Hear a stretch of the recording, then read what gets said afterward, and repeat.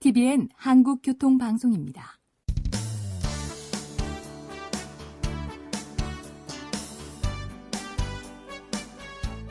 한문철 변호사의 교통사고 솔루션.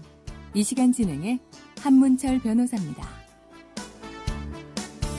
여러분 안녕하십니까. 교통사고를 일으켰을 때 피해자의 정도에 따라서, 즉 사망이냐 부상이냐, 부상도 중상이냐 경상이냐에 따라서 벌점이 부과되는데요. 72시간 이내에 사망했을 때 사망한 피해자 한 사람당 90점의 벌점이 부과된다고 설명드렸죠. 그리고 피해자 진단이 3주 이상이면은 1인당 15점, 2주면은 5점 이렇게 벌점이 부과되는데요.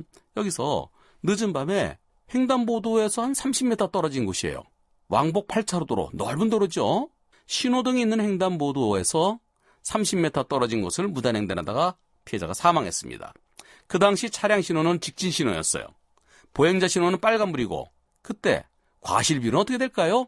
횡단보도 빨간불에 건넜으면 무단횡단자가 더 많이 잘못한 거지만은, 그런 횡단보도에 30m 떨어졌으니까 이것은 횡단보도 빨간불의 무단횡단과는 다르다. 일반 무단횡단이다. 밤에 왕복 8차로 도로를 건넜으면 글쎄 피해자 과실 한 40%? 이렇게 생각하는 분들도 계실 거고요. 앞에 신호등이 녹색이잖아요. 차량 직진 신호잖아요. 그럼 차량은 안심하고 달리는데 바로 그 횡단보도 30m 앞에서 사람이 나타나면은 그걸 어떻게 피하겠어요? 횡단보도를 건넌거나 횡단보도에 30m 떨어진 곳을 건넌거나 그게 무슨 차이가 있어요? 따라서 보행자 잘못이 더 큰 거예요. 이렇게 생각하시는 분들 계실 겁니다. 우선 기본적으로 밤에 횡단보도 보행자 신호 빨간불에 무단횡단했으면은 무단횡단자 잘못을 기본적으로 60%에 시작합니다. 경우에 따른 70%까지 올라갈 수도 있어요.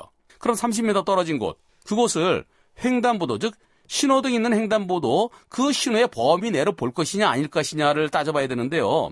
법원에서는 그 횡단보도를 지름을 해서 한 바퀴 컴퍼스로 원을 그리는 겁니다. 판사에 따라서 그 차도만 원을 그리는 판사도 있고요. 그 위에 보도블럭까지 합쳐서 원을 그리는 경우도 있어요. 그럼 왕복 8차로면은 한 30m 되잖아요? 30m. 그 원의 범위 내에 있다. 그렇다면 그것은 신호등 있는 횡단보도 빨간불에 무단횡단한 것과 마찬가지다. 이렇게 해석할 수 있는 겁니다. 따라 판사에 따라서 어떤 판사는 아유 똑같아. 이거 피해자 과실 60%야. 어떤 판사는 조금 떨어졌으니까 좀 줄여줄까요? 줄여줘봤자 50%예요. 그렇다면 그런 경우에 운전자 벌점은 당연히 줄여줘야 되죠. 신호등 있는 횡단보도 바로 저 앞에 있는데 그것도 빨간불에 그 횡단보도 바로 근처를 건너는 거, 그것은 피해자 잘못이 큽니다. 50 내지 60%예요. 따라서 운전자에게 부과되는 벌점은 2분의 1로 깎이는 게 맞는데, 그런데 경찰에서는 통일되지 않는 것 같습니다. 오늘은 여기까지입니다. 고맙습니다.